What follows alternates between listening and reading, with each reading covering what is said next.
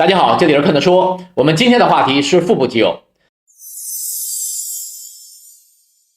一说到腹部肌肉，很多人都能联想到搓板一样的腹肌。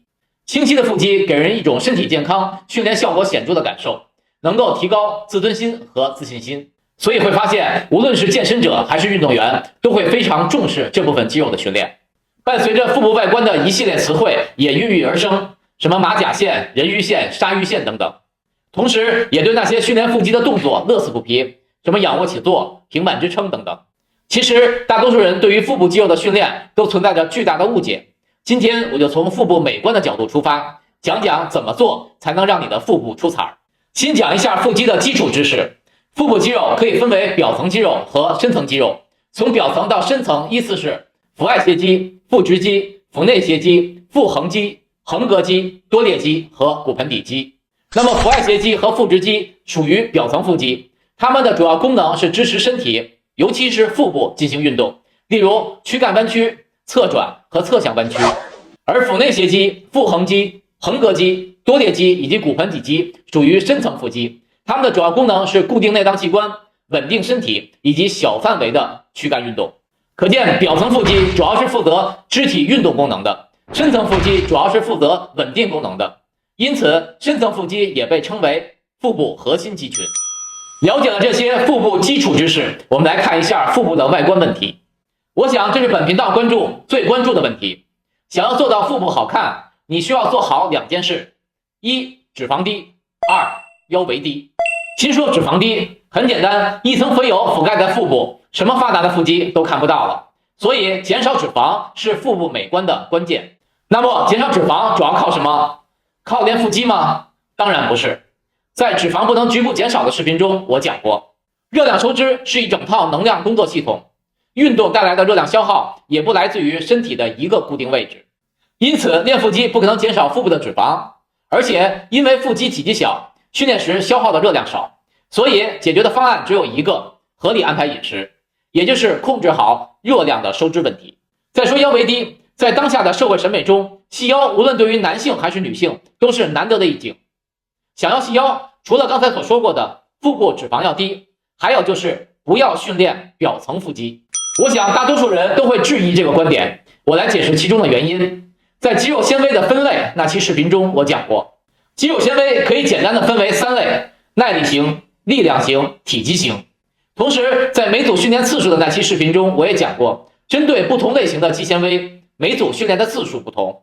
那么如果你的腹肌训练每组超过12次，你就训练了表层腹肌的耐力型肌纤维。耐力型肌纤维受到刺激以后，体积变化很小，也可以说基本上没有变化。表层腹肌的功能是躯干的弯曲、侧转和侧屈，这在一般人的日常生活中，每天的需求也就是早起起床会用得到。所以你的体适能对表层腹肌的要求不高，因此训练表层腹肌的耐力对于普通人而言没有实际的意义。除非你的生活和工作有特殊的体适能需求，例如每天需要做很多次起床和躺下的动作。如果你做表层腹肌训练，每组介于6到12次，你就训练了腹肌的体积型肌纤维。表层腹肌体积增加，这就直接有效的增加了腰围，这和想要的目标背道而驰。如果选择训练每组少于6次，就训练了腹肌的力量。还是刚才的两个问题，腹肌力量大，在你生活中没有体适能需求。同时力量型肌纤维经过训练也会增加体积，虽然没有体积型肌纤维那么明显。因此根据上面理智的分析会发现，表层腹肌训练既不能有效的减少脂肪，又不能降低腰围，也不能满足生活需求，你根本不需要花时间和精力跟它较劲。外观的问题说到这儿，大家肯定有很多疑问，腹肌就是用来观赏的吗？真的像你说的这么不堪吗？当然不是。如果你听懂了我刚才的讲述，你会发现我将问题集中在表层腹肌上，而且讲的是外观问题。那么如果是运动员，需要不需要训练表层腹肌呢？